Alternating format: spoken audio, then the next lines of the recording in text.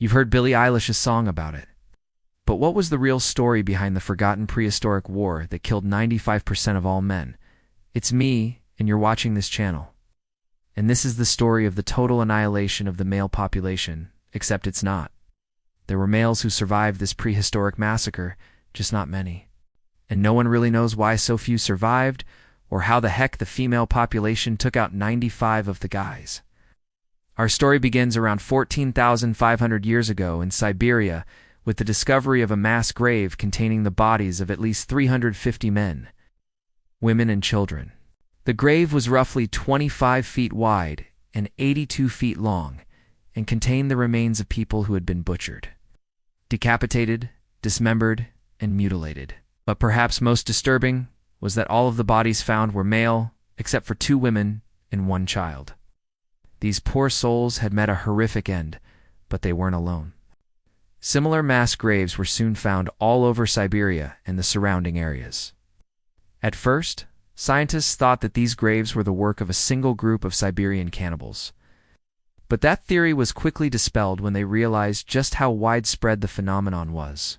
In fact, between 2008 and 2010, archaeologists uncovered 180 mass graves.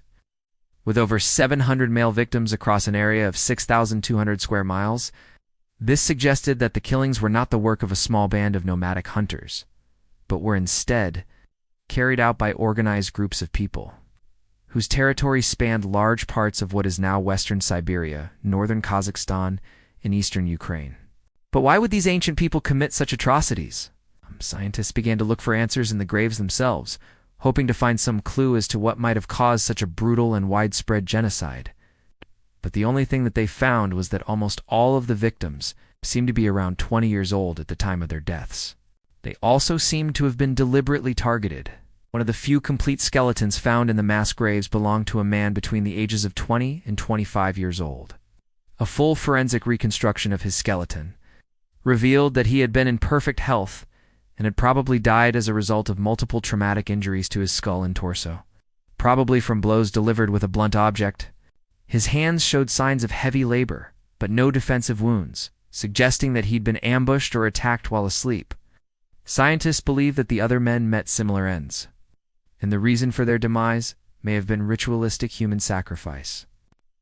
Scientists performed collagen fingerprinting on the bones to reconstruct the diets of the men just before their deaths.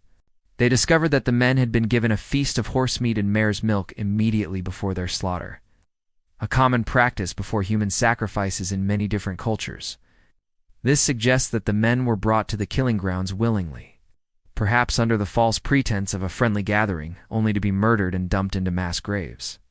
But if so, why? Archaeologists began searching for clues as to the motive behind the killings, and what they found was truly bizarre.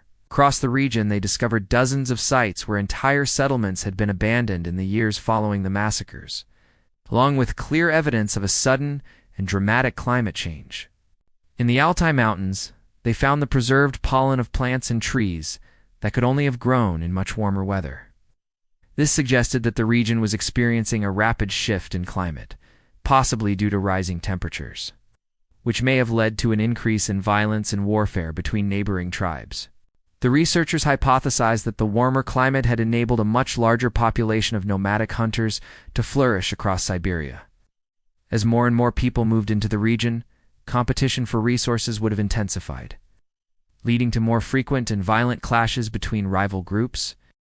Eventually, these conflicts may have escalated into an all-out war, one that ended with the total annihilation of most men in the region. But what happened to the women and children? It's possible that the female members of the population were taken captive during raids, and that the men who tried to defend them were killed. The children, meanwhile, may have been spared in order to raise them as members of the conquering tribe. Whatever the reason, the end result was the total extinction of the Y chromosome, at least in this region of the world.